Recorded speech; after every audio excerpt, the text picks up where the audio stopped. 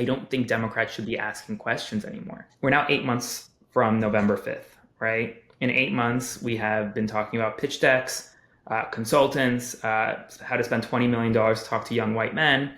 We haven't spent a dollar. We haven't allocated any money. We're not doing anything.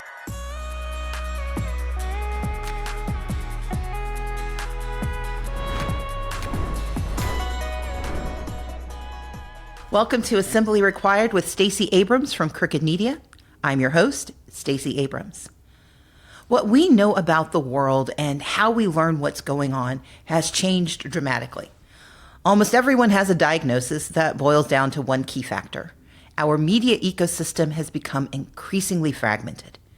When there is no central repository of facts, truth becomes slippery and action feels dangerous.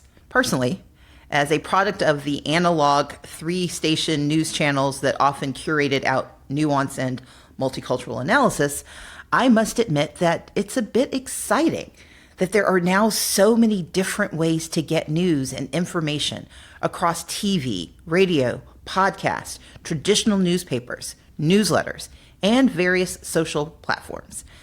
But progress always carries its own challenges. And in a time when unifying behavior seems like one of the only ways to combat attacks on those we love and attacks on our way of life, it is harder and harder to figure out how to reach people consistently. Disinformation and misinformation run rampant, like the recent Republican reframing of peaceful protest against a paramilitary ICE raid in Los Angeles, framing them instead as widespread riots. The intention is clear and not new. They want to force a confrontation, create chaos, and scapegoat immigrants and citizens exercising their First Amendment rights. Republicans know that if we can be convinced we're in jeopardy, we are more likely to concede to ignoring our laws and our norms for a semblance of peace. In an age of rising authoritarianism, a fractured, rudderless information landscape moves beyond our craving for confirmation bias where we pick our news. Instead, what's happening now is actually breaking our sense of a shared reality, making us all much more vulnerable. Finding the right sources for information is critical. TikTok has been particularly popular with Gen Z for the past few years, and Gen Z is the generation born between 1997 and 2012, folks who are now in their teens and 20s. It's where they get their entertainment, how they interact with their friends, and more prominently, where they get their news. And while there's a lot of misinformation that permeates through the platform, as there is on all social media, young content creators are way ahead of the game in using these platforms to increase news consumption and political engagement. The mediums they use, whether it's TikTok today or something else next year, has become the focal point of angst and strategic planning. If we can figure out how to leverage these new platforms, then we can shape the future conversations. But I actually think that's the wrong approach. The medium is not the same as the message. Any tool can be leveraged to reach a target audience. Just look at the warping of Twitter and the confounding resilience of Facebook. Instead of trying to anticipate the next social media platform as a means of reaching younger voters, we'd be better served by listening to the messengers. So today they're known as content creators, but that, I think, unfairly and unwisely reduces their impact. If we want to reach Gen Z and Gen Alpha before the fall of democracy is achieved, then we must actually understand how communication occurs today. Because the generations we need for progress are listening, they're responding, and they're forming political opinions based on what they see on these platforms and by who they decide to follow. The current urgency is around how to replicate what the MAGA movement has accomplished with social media. However, that ignores our recent history. The rise of the right wing began with mailed newsletters in the 1970s, colonizing talk radio in the 1980s, and taking advantage of Ronald Reagan's decision to end the media fairness doctrine, which gave birth to Fox News. Yes, the right has been far more effective at using social media to energize its base because they've been at this for decades. But we're learning the wrong lesson if we try to mimic their technology strategy. You see, the right has always focused on the messenger and then shaped the medium to fit. Think Limbaugh, Ingram, and Hannity, and now Rogan, Kirk, Stuckey, and Bannon. If Democrats want to fight for the future, we need to take the content creator ecosystem seriously, but widen what we mean by content creator. And that means learning more than the language of these platforms and instead focusing on how to meet people where they actually are, guided by those who already understand why they're there. That's why this week on Assembly Required, we're talking to two experts who are both adept at navigating the medium, but are even better at articulating the message. We're talking to two young, successful messengers, two young men who are pioneering political engagement on social media by creating rather than copying. Journalist and political commentator Aaron Parnas and the Gen Z historian Kahlil Greene will share how they understand this moment in communication, how they anticipate what's next, and what we all can learn about putting people before the technology if we want them to hear us at all. I'm so excited to welcome Aaron Parnas and Kahlil Greene to Assembly Required. Welcome to the show. Super excited to be here. Yeah, thanks for having us. Well, Kahlil, I'm going to start with you. I want to do some quick introductions. So tell folks what you do and why. Yeah, of course. So my name is Kahlil Greene. I go by the Gen Z historian on social media, and I make content across both video and text platforms about modern day issues, but framing it within their own historical context. So I'd like to answer the question, how do we get here when it comes to some of the biggest challenges faced by our society? Since I've been a content creator for about 4 years, I've luckily been able to reach wide amounts of young people, older people, and everyone in between with my work. I'm also a Peabody Award-winning content creator and twice Emmy nominated for my history education. Well, okay, show off. Let's turn to the wonderkin who also graduated from law school, I think at the age of 21. Tell us what you do and why. And both of you continue to make me feel less than myself. Okay, go ahead. So it's so good to be here. Yeah, my name's Aaron Parnas. My primary content and my goal is to just educate as many people as possible in quick 60, 90-second hits of all of the current events that are really impacting primarily American life and American politics, but sometimes around the globe. I really got my start back in 2022 when Russia invaded Ukraine. At the time, I actually had family in Ukraine, in Kiev, and I would be hearing from them on the ground what they were seeing outside of their front doors, outside of their windows. And I just picked up my phone, started TikToking what they were sharing with me on the ground. Really blew up overnight, and the rest has kind of been history. I'm a lawyer by trade. I clerked for a federal judge, worked at big and small law firms, and now just try to take what I learned as a lawyer and make news easily digestible for anyone and everyone, and especially those who no longer watch the news, because there's a lot of people in America who just are kind of tuned out now. The term content creator is often used to describe you, and I've heard you both describe yourself in these ways. What are the limits, or what's the utility of being known as a content creator, particularly, as you pointed out, Aaron, in a moment where people don't traditionally watch the news? How do you all think about that framing? So here's my thing. I think everyone is a content creator in their own kind of way. I think those on TV are content creators. They're just sharing it on a different platform. Those in radio, those in print, those podcasting. Everyone is a content creator. It's just the platform that you're using to share that content. So I actually think the term content creator really has no limits. And it really is dependent on where you're sharing the content, the type of content you're producing. And even if you are a private person with one Facebook friend and you're putting out Facebook posts, you're creating content. So I guess this is the inner lawyer in me, in that, and I take the phrase content creator very literally, in the sense that as long as you're putting out something into the ether, whether it's on TV or on social media, you are creating content. And I think that a lot of people don't like being called content creators. They think that it's kind of less than, especially looking at folks like Kahlil and I, who are much younger than your average person on TV or in radio. But at the end of the day, everyone from Jake Tapper to us, we're all content creators.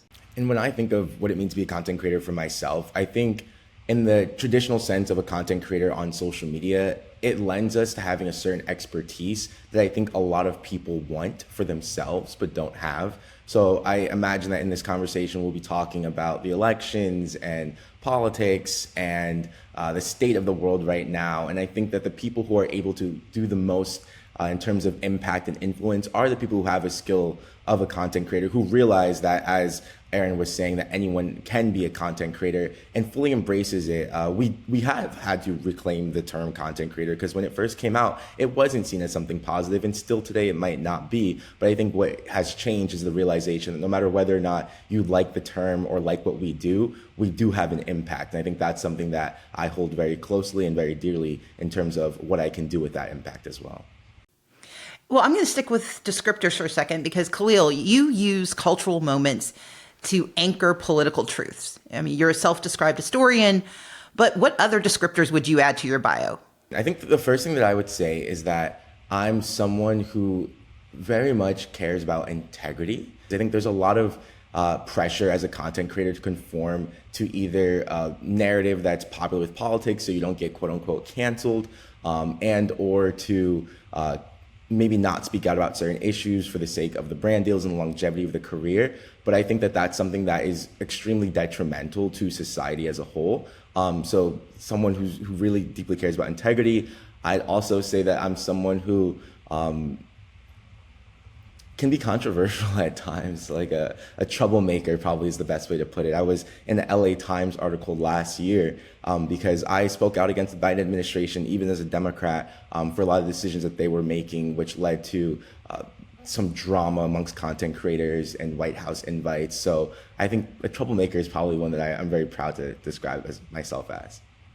Well, Aaron, where do you put yourself in? I want to talk about you in the spectrum of reporters and journalists, because you've become one of the top feeds for me when it comes to those who break down and share news. And do you consider yourself a reporter, a journalist? How do you think about that conversation, given what you've described as your role?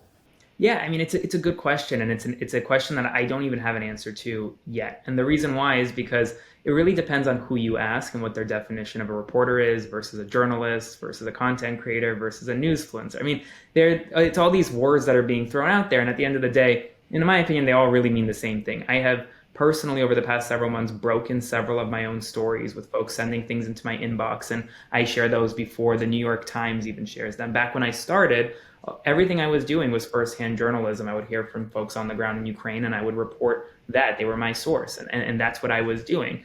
Now, a lot of the news nowadays doesn't necessarily come from tips in my inbox. It comes from Donald Trump's Truth Social page. It comes from interviews at press briefings at the White House, interviews with elected officials, and I share what I see there. So I really think it depends. But I will say, I think what we're doing now on social media is really just breaking down kind of these cultural norms when it comes to journalism. Everyone for years thought that journalism meant you have to go to a journalism school, get a journalist degree, spend 10 years in a newsroom and work your way up the ladder before you could ever get kind of your name in a byline. Things have changed, and social media has really democratized the way kind of journalism is nowadays. Now, Elon Musk thinks everyone on Twitter is a journalist, but that's not true, because I believe journalists need to have ethics and integrity. And I tell everyone that because I was a lawyer at first, I would never put something out on my TikTok that I wouldn't put in a legal brief in front of a judge. Because if I lied in front of a judge, I'd get disbarred.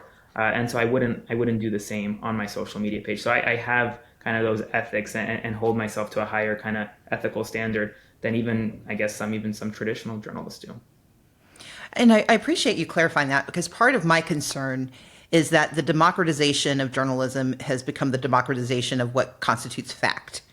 And this idea that anyone, if I can write it down, if I can say it to a camera, it must be true. And it's fracturing our reality. People have a hard time figuring out what is real or what's not. And one of the reasons I wanted the two of you on this show is that you both have audiences that look to you, and I love the fact that you both use integrity. They look to you because you're authentic, but you're also intentional. And I want to know, do you focus on what you think your audience wants to know, or do you focus on what you want to know and you let everyone else, sort of overhear you? And is there a difference? I think they really can be one and the same. When you start off on social media, you have no idea whether or not you're going to get even a single view on your first video. So you kind of have to just create the content that you want to see. That's the advice I always give to people who want to start out in content creation. It's like when you're scrolling down your feed and you see a new TikTok video, what do you wish showed up the next time you swiped up? Like, what do you feel is not there? So for me, the first time I ever made a video was actually on Martin Luther King Jr. Day back in 2021. And I had been really interested in the history of civil rights sort of targeting during the civil rights era. So I made a video about how the FBI had tried to get MLK to commit suicide through blackmail, something that one of my professors discovered. And that was just really interesting to me. I thought it was a crazy story. It felt like a conspiracy, but it was true. And that got 1 million views in the first day alone. So for me, what always worked well is finding out what I'm interested in and then putting it out there, and my audience comes to me. And I think as you grow as a content creator, the relationship becomes more symbiotic, and that, okay, I'm putting out these videos, I'm seeing the comments, I'm getting requests in my DMs, but we are a huge community. We have shared interests. So we have this sort of relationship with each other that allows us both to build and our knowledge, both my community and myself. Yeah, I mean, I completely echo all of that. I think that for me, it's a little different in the sense that the content that I put out is content that I can understand within a few minutes of reading. It's not necessarily content I agree with or I enjoy. Most of the time, it's just content that I see and I could digest. But I will say I have built now kind of more of a community following in the sense that we have these kind of, especially on Substack, we have a chat feed where we kind of communicate throughout the day, and I hear what they want to know about more, and I kind of do deep dives based on like what the feedback they're giving me into some stories and other stories. So it has become a give and take in a lot of ways. But at the beginning, yeah, I agree with Kahlil. I mean, it was just putting out content just to put out content, and whatever blows up, it blows up. You really don't know what the algorithm. Assembly Required with Stacey Abrams is brought to you by Mosh. The old adage, you are what you eat, makes sense to me now more than ever. And what you eat as you age matters even more. So I'm always on the hunt for a satisfying snack that won't make me regret my choices in the morning. And one of my go-tos these days is Mosh bars. Mosh was founded by Maria Shriver and her son, Patrick Schwarzenegger, with a simple mission: to create a conversation about brain health through food, education, and research. So Mosh joined forces with the world's top scientists and functional nutritionists to go beyond your average protein bar. With 8 delicious flavors, including peanut butter and chocolate, and my new favorite, cookie dough, each Mosh bar is made with ingredients that support brain health, like ashwagandha, lion's mane, collagen, and omega-3s. And now Mosh bars come with a new look and a new formulation, featuring a game-changing, brain-boosting ingredient you won't find in any other bar. Mosh is now the first and only food brand boosted with cognizin, a premium nootropic that supplies the brain with a patented form of cytocholine. Maria's father suffered from Alzheimer's, and since then, she and Patrick have dedicated themselves to finding ways to help other families dealing with this debilitating disease. My own family lost our great-grandmother to Alzheimer's years ago, and while resources have certainly improved, we still have a ways to go. That's one reason I'm proud to eat Mosh, because it donates a portion of all proceeds from your orders and mine to fund gender-based brain health research through the Women's Alzheimer's movement.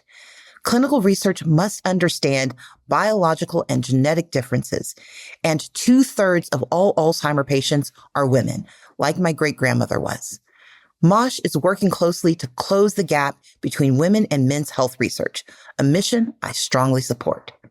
Maintaining a brain-healthy diet while also delivering Assembly Required and my other projects takes planning. Whether I'm headed to a podcast taping or rushing to the airport, having a Mosh bar in my go bag is one less decision I need to make.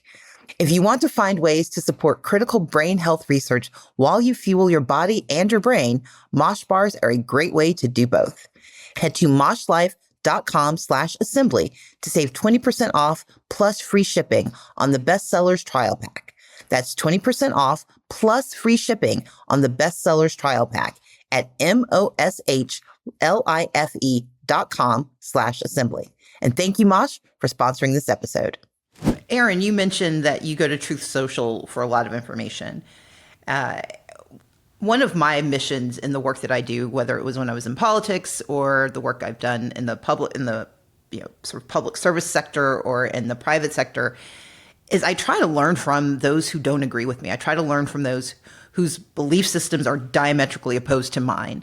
And I do my level best to consume as much information because I can't understand what they want and therefore what I should be responding to. But it also just helps me further refine how I present myself to the communities that do share my values.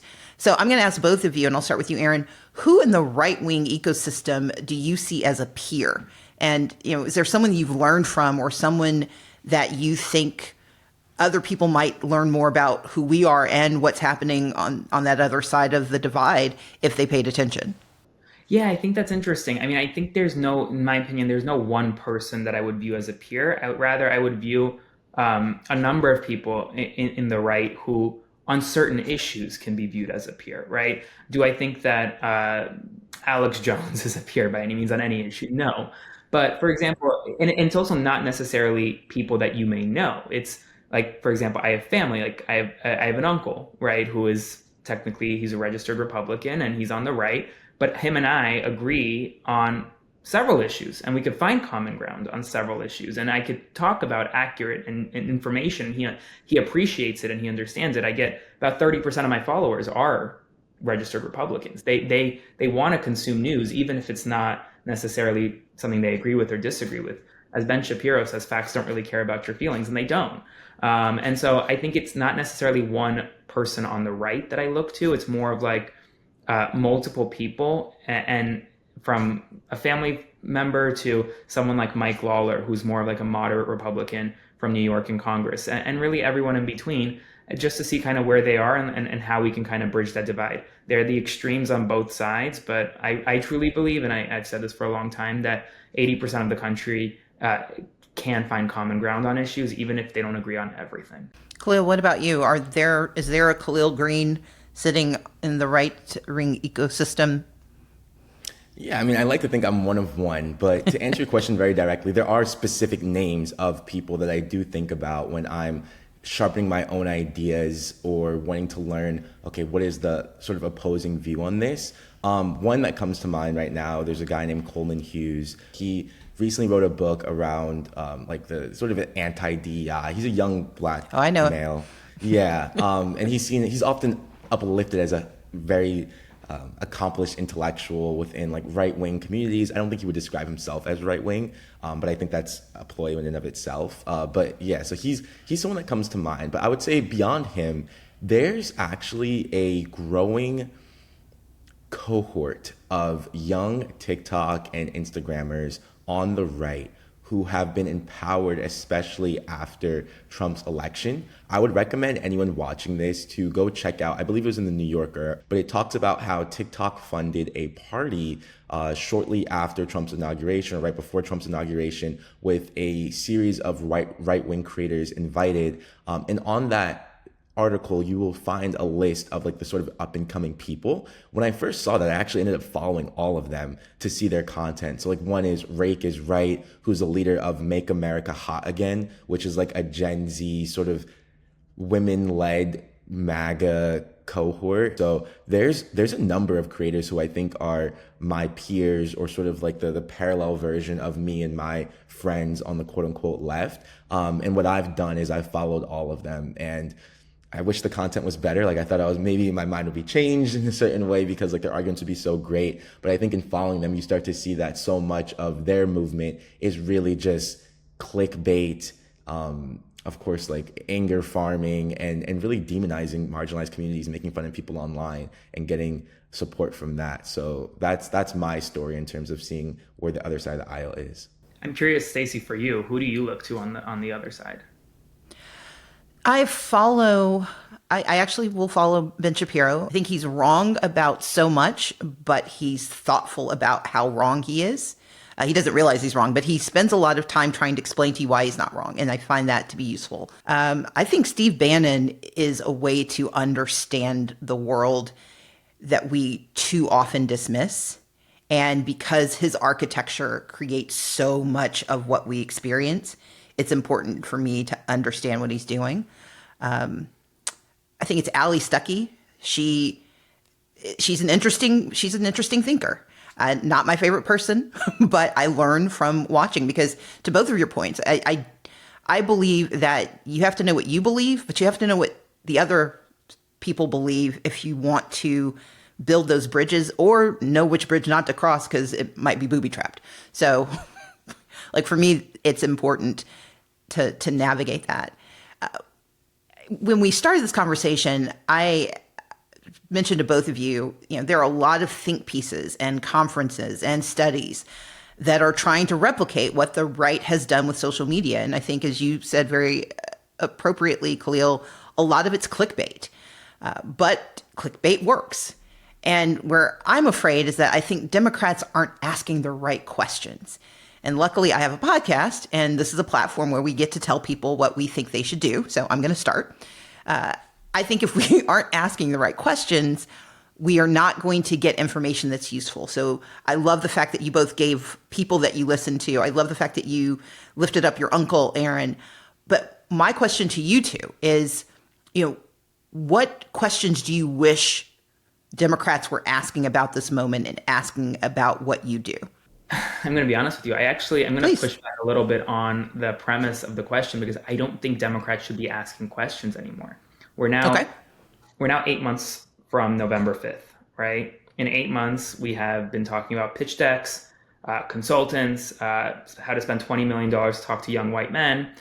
We haven't spent $1. We haven't allocated any money. We're not doing anything. So we can continue asking questions. And I think that we should be asking questions about how best to incorporate the already existing kind of sphere of influence that is present within the Democratic Party. Because yes, the Republican Party has been building this for a decade, while the Democratic Party really has been behind on things. And I think, Stacey, you know this as good as anyone. I tell everyone, what happened in Georgia when you almost won was no fluke, because you were building it over a long period of time. And you can't go in Florida right now and try to flip that state blue, because there's no infrastructure and there hasn't been, and no one's trying to build that. And I think that we should be asking, how do we build that infrastructure? But while asking, already doing, start spending the money, start investing in creators, start really kind of putting money where your mouth is. I've spoken to people who kind of have been saying like, oh, well, why should we invest in creators like you, Aaron, when you're already doing the work? And I'm like, well, Ben Shapiro was already doing the work back in 2015. So was Charlie Kirk. If they didn't have any investments, then they wouldn't be where they are today, really becoming this big thought leader for millions of people. And so if you're not investing in creators now, we're just kind of in the same kind of cycle. And then come October of next year, we'll throw in $100 million into a few swing states and hope that wins a month before the election, and then do this all over again. And I think that's kind of just the problem with where we're at. Kahlil? Yeah, I mean, if I were to recommend them to ask a question, I would say, like, what are the values and ethics of the party at this point? And I think that comes about in two ways. And one, I think, is just like for messaging's sake. There's a very coherent, or at least during the campaign, there was a lot of coherent language and values communicated amongst the right, amongst MAGA, that worked very well to unify the movement. Once again, I don't want to delve back into what they did right, what Democrats did wrong in the previous election so much, but I would say the other way that this comes about actually is just the sort of practicality and the reality of what social media is, and understanding that like you'll have to lose some sort of ethical points to do well on it. So oftentimes when I'm presented with the question, like, what can Democrats do to win the election? I kind of recoil a little bit, because from what I know on social media, what works well, whether it's the clickbait, the rage bait, demonizing people, insults, just like generally stuff that riles people up and further polarizes them, that is what works well on social media. Like, social media has systemic issues where these algorithms and these companies are trying to sell ad dollars by keeping you on it as long as possible. And the way to do that is to put forward content that will evoke a very strong emotional response, and better a negative emotional response, because that keeps you hooked longer. So for the Democrats to tap into that, they'll have to realize that there's a lot of biases on social media against people of color, against people who are on the left. There's censorship. I get videos taken out about Black history all the time, especially now that the tech leaders are cozying up with Trump. At least most of them where we saw the big breakup recently. But beyond that, that's all to say that, yeah, like these social media platforms are actually made for the worst of the worst to thrive. And you have to kind of stoop down to that level, though I don't think necessarily it's aligned with my personal ethics. My like very bleak hot take is that it's what you have to do to do well. And we're seeing it on the right. I mean, I appreciate both of you saying that. And I want to pick up on two threads. One, I want to encourage everyone to listen to the podcast Landmine. There are 2 seasons. The first season really focuses on the rise of Ronald Reagan. And then the second season focuses on the communication ecosystem that exists today. And one of the pieces that's so important, and Aaron, you alluded to this, is that the right has not just started this. They have been at this. They colonized talk radio. They were the first to send out newsletters, only they sent it out by mail because they couldn't get mainstream magazines to do what they wanted. So they would actually, paper communities, they would pull these lists together. They created the first mass mailing list. They were the ones who got Reagan to remove the fairness doctrine, and that's why we got Fox News. And so part of my concern is that we're trying so hard to master a medium instead of mastering who we are. And I think that's the second part. And Kahlil, this is part of what you were saying, and I would tie it also to you, Aaron. I think we're spending too much time trying to win elections instead of trying to win people. Elections are markers. They're not the only thing. And part of what we did in Georgia took a decade when I got started. And I built on other people's work and I wasn't alone, but it took us 10 years. And it wasn't about every big election. It was what were you doing in between elections? And you got to test your theory with elections. And I think we've now shifted to this idea that everything is about how we win the election instead of how we win the people. So tell me if I'm right or wrong, or if you have a different way of framing it. You're 100% right. I mean, back when I lived in Miami-Dade, and I grew up in South Florida, and I would knock doors, and I first came into Miami politics during COVID, during like about 6 months before the election. And at that point, they weren't really talking about spending money on ads or mailers or anything. They were like, it's COVID, like we don't want to do anything. I was like, okay, I get it. You don't want to do anything. You want to wait to spend all your money and do voter contact in October, fine. But how about just go knocking doors and just say, how are you? Do you need water? Do you need supplies? Like, what do you need? Like, we're the Democratic Party, yes, but we don't care if you're a Republican, a Democrat, independent. We don't care who you are. They didn't do that. And Miami-Dade County is now red. If you don't organize year round, but not in the organizing of like, hey, make sure you're registered to vote, but rather like, hey, this party is here for you. We are here to help you. Then yeah, I agree with you. Why would people want to vote for someone who they don't feel like they care about? And I mean, at the end of the day, I personally don't think the 2024 election was that far apart. Like, it was a pretty close election by all numbers. It was about 200,000 votes in 3 swing states that ended up costing Democrats the election. And in 2028 and 2032 and all the elections moving forward, you're going to have about a 50-50 split Democrats, Republicans, no matter what you do. So it is about winning people over, and it's about winning people over when it's not election season. I think that's so critical. From my perspective, just seeing especially like how the political winds change so abruptly from like the 2020, everyone's woke, your favorite ice cream company and your favorite sofa stores like supporting Black lives all of a sudden to like the rise in right-wing talking points and right-wing conspiracies and right-wing beliefs. Do you feel that even if you put in the work in between and you were seeing people using them as touch points, keeping them updated, that even then with what social media can do and just media in general, that like all of that can come crashing down so fast? Like, how do you build up faith for that sort of work when you know that people are getting fed disinformation and misinformation all the time in a way that could just really unravel everything? Like, how do you weigh those two sort of means of getting people on your side and stay faithful towards like the first one, the longer term organizing? I'm the daughter of pastors, and the work my parents did, they're both retired now. It's a long game. You can't presume that the lesson that they take from church on Sunday is going to last till Saturday. And you can't believe that because they got baptized at 15, they're going to remember that at 35. And so part of the responsibility in my faith tradition, which is Christianity, is that it's a constant renewal.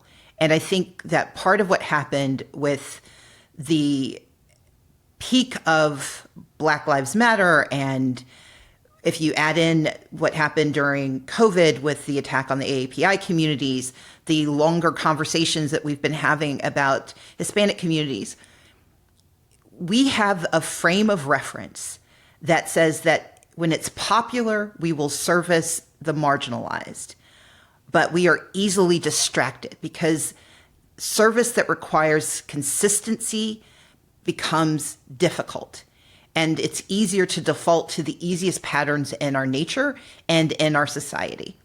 And so when it was popular, you had these companies that amplified what they did. But you had a lot of companies that as soon as the cameras were off, their stated commitments went unaddressed. It was this administration that finally gave them permission to just say, no, we're not going to do it at all. But this has happened over and over again. I mean, you know this, Kahlil. The civil rights movement was not popular. Martin Luther King was not popular. He's, now quoted by everyone or misquoted by many, but when he was doing his work, he was not popular. Gandhi was not popular. For everyone who now, pays homage, we forget how hard it is for marginalized and disadvantaged communities to hold attention, because to hold our attention means to hold our complicity, to hold our responsibility, and to hold our compassion. It's possible, but it requires a consistency that we just haven't been willing and able to generate as much as we would like. But that's not to say it can't happen. And I think that's one of the parts of social media that's so exciting to me. It's because we now have multiple ways that we can bring that responsibility to bear, that we can reinform and reassert who we think we should be. I will say part of it is also like Democrats love to say no and love to find issues with things, in the sense of like, we don't stay ahead of the 8 ball when it comes to anything. We're not trying to find a new way of communicating with voters. We're trying to now master social media, which they've already mastered 10 years ago, right? Now they're about to use AI for bad. It's already all over the internet, all these like, what is it called? Fake AI videos and et cetera. We can use AI for good, and we can figure out ways to use this technology that's going to be around whether you like it or not. But unfortunately, there are many in the party who will some will say, no, it's bad for the environment, so we don't want to touch it. I'm like, great, it is bad for the environment, but they're going to use it to spread misinformation. Why don't we use it for good? And there are others in the party who are going to say, I'm too old for this. I don't even know what AI is. And so while they're kind of mastering like new technologies and they're ahead of the 8 ball, we're so far behind. And I think that's a big part of it. Like, yes, everything we built can fall apart in an instance, but our country is a pendulum. It does swing to the right, swing to the left. Democrats are not going to be in power forever. And they're not going to win every election. We shouldn't expect that to happen. But I think our country really course corrected to the left pretty far in 2020. I think it course corrected right back to the right in 2024. And I think it's going to balance out in the center at some point, but I just don't know when. So I'm going to take that and expand it a little bit, because I think what we describe as the center is a very elusive construct. Because for some, the center is, what do we do economically? For others, the center is, where do we stand on social justice issues? I think the danger of the center as a narrative is that we don't know what we're talking about. I've met folks who say they're in the center, but who think it's perfectly appropriate to kidnap immigrants right now. And I don't think that's a centrist belief system. And so I want to take that and actually tie it into another question for you guys. So I mentioned I have 2 feeds. I have my Stacey Abrams feed, and then I have a private feed. And my FYP differs dramatically from one to the other. And so, as you might imagine, my Stacey feed is much more political, and my other feed is much more cultural and social, but politics bleeds in. And I think part of, if you were to look at my private feed, you would see me as a centrist if you just looked at my feed and nothing else. If you look at my Stacey Abrams feed, you're going to know I'm a pretty progressive person, although in some places I'm not considered progressive enough, and in other places, well, that's a different conversation. But I would imagine, and Aaron, I'm going to start with you because I think it's an important dynamic that you raised, that the average feed of younger users is a lot more like my private feed. Yeah. And how would we understand what is centrism and what they actually need? How do we adapt given just how widely differential the center can be depending on who you are? Yeah, I mean, I think it's issue specific. And I think instead of telling the story of what's happening in DC, you tell the story of what's happening in communities and to people across the country. So I was a Republican growing up when I was 16, 17 years old. I don't hide that. And I switched parties because through lived experiences. I had a healthcare scare, and at the time I didn't have health insurance. And I realized, well, one party cares about me and wants to make sure I can go to the hospital and not have to pay $100,000. And the other party, well, they want me to pay $100,000 and never be able to recover from it.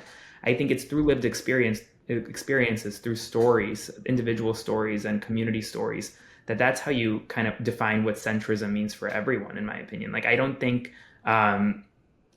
you go look on Capitol Hill and say, this is a Republican on the center right and this is a Democrat on the center left and there's your centrist, because that's not, I agree with you that that's not fully accurate. I think issues like immigration, issues like healthcare, issues like education, I think the average American, you saw it in Missouri the other day, where a woman who was there for 20 years in a small Missouri town that voted for Trump by 80%, she was working as a line cook at a local Waffle House, and they detained her. And that red town, that farm town came out and was like, we didn't vote for this. Like, we don't support this. And you have Trumpers saying that. So I think it's issue specific. I think you have to tell the stories of the people in the communities and how these policies are really impacting individual people and individual families. And that's kind of, in my opinion, of how you kind of find that center. Well, and Kahlil, and you can answer the centrist question, but I want to add another dimension, because one of the things that I find so fascinating about your content is that while it has a culturally specific lens, it's intentionally accessible by anyone who wants to know more. And how do you think about that in this broader conversation of who we're talking to and how you curate an audience for what you do? Yeah, so I'll just start with maybe like poking a little bit of a hole in the thing that you said earlier, in terms of like probably most people might have that quote unquote centrist feed. I do strongly believe that the way that social media is set up, that your average person will probably have a feed that leans one way or the other, perhaps issue specific, as Aaron was saying. But I mean, we know on YouTube, there's been a lot of studies that show that if you're just like a young male and you just get onto YouTube and you want to watch a video about your favorite video game, let's say it's Minecraft, that like through recommendations, you're not 10 videos off from like getting some form of some manosphere, maybe Andrew Tate content, maybe Ben Shapiro debate content, maybe Charlie Kirk owning some blue-haired lib on a college campus. So it really is set up for people to be radicalized, oftentimes if you're a young male to the far right. And I think that's a huge issue that we have to just like really contend with. And then when it comes to my content and like how I try to make it accessible for people, I mean, one thing that I always do is I never tell a history lesson randomly, right? Like I'll always tie it to something that's happening right now. I'm very lucky and fortunate enough to have a lot of connections to professors at my alma mater, Yale University. One of the professors is actually famous right now for leaving the United States to flee Trump in light of what he's doing. I got to interview her, Marcy Shore. But for me, it was important to like put it into a nice 45-minute bow on my Substack, have it accessible, and then turn it into a TikTok afterwards that even more people can understand. Because I think the only way that we can combat that inherent radicalization that happens on social media is to get people curious and aware of their own thoughts and better at critical reasoning so that they can come to their own conclusions and not be influenced either way by some nefarious code in the back of these social media apps. Assembly Required with Stacey Abrams is brought to you by ZBiotics. You've no doubt heard my friends at Crooked rave about ZBiotics' pre-alcohol probiotic drink. Well, I have exciting news. Their team has released another product to help get more fiber into your diet without changing what you eat. Fiber diversity supports a balanced gut microbiome, and yet only 5% of Americans get enough fiber in their diet. Figuring out how to work in my fiber is sometimes harder than researching for my next big guest. But ZBiotics' Sugar to Fiber Probiotic Drink Mix makes it easier. The PhDs at ZBiotics genetically engineered a probiotic drink mix called Sugar to Fiber. Sugar to Fiber turns sugar in the foods I eat into a prebiotic fiber called Levain fiber. It's really hard to get Levain from a typical diet, and it helps to improve the amount and diversity of fiber our bodies receive. With ZBiotics Sugar to Fiber, you can get closer to your daily recommended dose of fiber without needing to make radical changes to your diet or grab a whiteboard to plan your intake strategy. With one packet, I can support my gut health just by dropping it into my water bottle before heading out the door. It is an easy change to make, and it helps to ensure that I'm getting the diversity of fiber my body needs. Go to zbiotics.com/assembly and use assembly at checkout for 15% off of any first-time orders of ZBiotics probiotics. ZBiotics has a 100% money-back guarantee. So if you're unsatisfied for any reason, they will refund your money, no questions asked. And thank you, ZBiotics, for sponsoring this episode. Well, for both of you, we see creators like Joe Rogan and Theo Von who seem to have made an impact in the last election. And as you pointed out, Aaron, the Democratic Party is planning to spend millions of dollars. One of the areas of interest is learning more about the attitudes of young men and creating a progressive Joe Rogan in a test tube. I first met Joe Rogan on Fear Factor in the early 2000s. I used to watch him convince otherwise sane people to eat cockroaches and play with spiders. And I will tell you, I was shocked when I was hearing about Joe Rogan and his radio program and then his podcast. And I'm like, wait, the same Joe Rogan, that guy? And so I want to bring together two things that you guys have pointed out. One is there's this sort of cross-partisanship appeal, cross-generational appeal, but there's also this idea of authenticity. And then there's just where we're willing to spend money. And so I'm going to ask Aaron to start because you mentioned that we need to be spending money. How should we be spending it? Be really specific. Like, what should we be doing? And then, Kahlil, when I come to you, I want you to talk about what does it mean to try to create your own Joe Rogan in a test tube? Is that something we should be trying to do, or is that a fool's errand and we should be thinking about something else? So you two need to solve America. Go. Well, I'll say this. I think, and I'll say this for my for myself, where if someone came to me and was like, here's a blank check, where can I spend money on you today? I would say, I don't need money to pay a salary. I need money to hire a producer, to build out like a legitimate show, to maybe hire an employee who can do fact checking and research for me. Money should go to resources that support the work that existing creators are doing. That's number one. And then after that, if you still have money left over, then yes, go to smaller creators and try to build them from the ground up. But don't go to a lifestyle creator or a cooking creator and say you need to have Hakeem Jeffries on your platform tomorrow, because it doesn't seem natural. So however you're going to spend money, it has to seem natural. And I do just want to answer that Joe Rogan test question, because I don't think the left needs a Joe Rogan on the left, because Joe Rogan is one of one. Joe Rogan has been doing this for 20 plus years. He endorsed Bernie before he endorsed Trump. He's not a political figure. He's a lifestyle figure. So we don't need a Joe Rogan of the left. We just need to support the creators that are already on the left and build them up, in my opinion. Yeah, I think in my opinion, there's some issues that throwing money at them will solve when it comes to like literally like the logistics of video production, as Aaron was saying. I think that's like one of the hardest things for a creator is like managing that ourselves. I will say though, there's like two types of sort of content creators that really helped the right this previous election. There were the Joe Rogans who were very organic. I don't think Joe Rogan had funders from political organizations. Like he just had a very robust sort of private funding, Spotify deals just from who he was and what he was talking about. That's like the sort of organic thing that I think if we were to have someone on the quote unquote progressive side that would be like that, we would have to find someone who's outside of politics, who just has a large platform and just flood them with politicians that are actually charismatic, that can actually talk about these issues. And then on the other side, I think probably to what Aaron is saying, there's, for example, someone named Brett Cooper. She's a young woman on the right who's funded heavily by Ben Shapiro's company, Daily Wire. The same thing happened, I think, with like Candace Owens and a few others. And what the goal of those creators is not to organically try to like win people over, but it's their messaging and their branding is on point and in line with what the right wing wanted. So we need, to Aaron's point, people just funded who are in line with what the Democratic Party's goals are. I think the big issue, which I don't necessarily have a solution for, is that the popularity and the sort of the respectability of creators can ebb and flow, I think, a lot more on the left and the progressive side of the aisle than it does on the right. I mean, we're seeing it now with the right, with like, this is not what we voted for Trump, and the Elon and Trump falling out. But I think once again, for the campaign, it was pretty unified.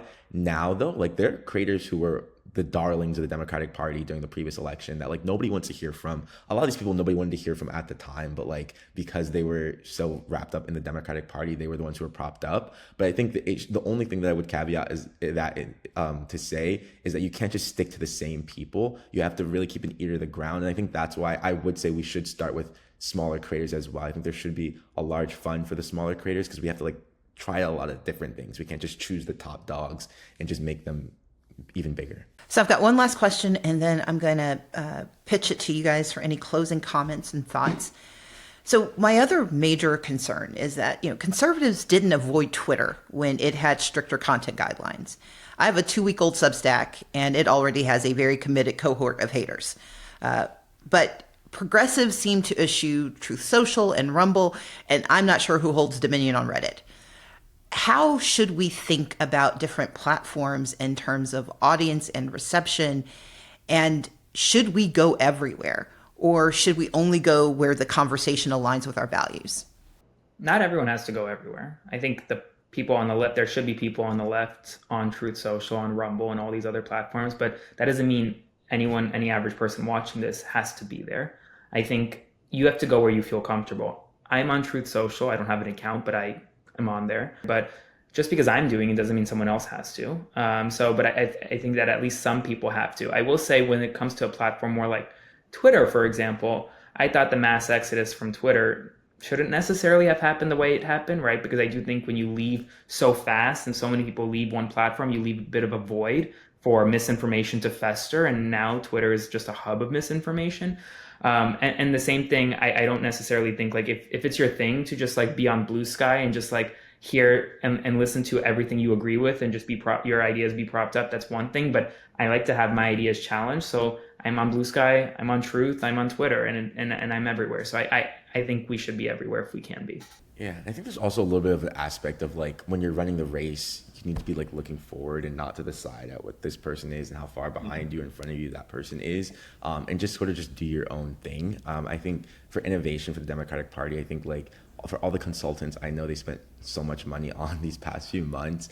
I'm sure everything will boil down to the same thing, is that like they're just trying to, as you said, replicate what Republicans did, copy it. But I think at the end of the day, like you kind of have to innovate in your own space. You just have to like really use TikTok, use Instagram, use Spotify, find the new apps. Substack, I think, can be a very strong, very, very strong sort of like hub for progressive thoughts and progressive leaders, because I mean you have to read and you have to be someone who's willing to read to even be on Substack. So we already have the advantage in a lot of ways. So I think that like, and I will say this, like Kamala Harris should not have been on Truth Social, but she should have been on TikTok before Donald Trump was on TikTok. The last thing I'm going to ask you, this is what we love to do on Assembly Required, is give people something to do. You both are so aware of what's happening in the world, both politically and culturally, and the intersection of the two. And so I'm going to start with you, Kahlil. What's your call to action? What should our audience be doing next, and include in that where they should follow you? Yeah, so I'll start with where they should follow me because it actually leads into my answer. But my number one thing right now is my Substack. I mean, Aaron, I'm sure will tell you Substack is probably the most exciting platform, I think, for a lot of us, just from how we're able to own our audience. My Substack is called History Can't Hide. So if you go to historycan'thide.substack.com, you'll find my work. And within my Substack, I do not only a book club, but I also publish reading lists. So my call to action is for everyone to get off of social media for a time, get to your favorite babybookshop.org or Amazon, wherever it is, and buy a physical book about politics and read it. I think one that I think is really interesting is On Tyranny by Timothy Snyder. I think you'll see a lot of what is happening in the world right now reflected in that book, and also the means for how to change and fight against it. So just get a physical book, get off of social media, and read it so you have a better perspective on what's going on. I need to take that advice because I haven't read a physical book in years. Yeah, my call to action is, it's actually coming up. I don't know when this podcast is going to come out, but June 14th is the No King's Day protest. I really think that a lot of folks around the country are feeling disenchanted, feeling tired behind their phone and on social media. And my whole thing is get out there and go make your voice heard on the ground. Go talk to people that believe in things that you believe in, and build community on the ground at these protests, at these demonstrations, whether it's on the 14th or elsewhere. The real organizing happens, in my opinion, on the ground, not necessarily online. And so do that. And follow me on Substack. It's just aaronparnas.substack.com. And then you'll get inundated with my many fun emails.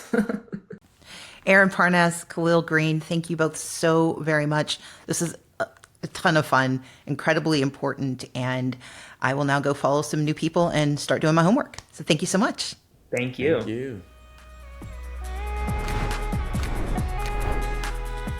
As always on Assembly Required, we're here to give you real, actionable tools to face today's biggest challenges. First, be curious. Getting your news from social media platforms like TikTok, Instagram, Blue Sky, or Twitter isn't wrong. In fact, it can be a fast and convenient way to stay informed throughout your busy day. The key is to follow credible creators you trust, like Aaron and Kahlil, and always take a moment to fact-check what you're seeing. Stay curious, but stay smart. Secondly, solve problems. Skip the doom scrolling. What starts as, quote, just a few minutes on TikTok can quickly spiral into hours lost in an endless feed of chaotic news. It's the point. So break the cycle by sandwiching your screen time with something grounding. Take a walk, read a few pages of a book, or unwind with a new show or movie. Give your mind a reset.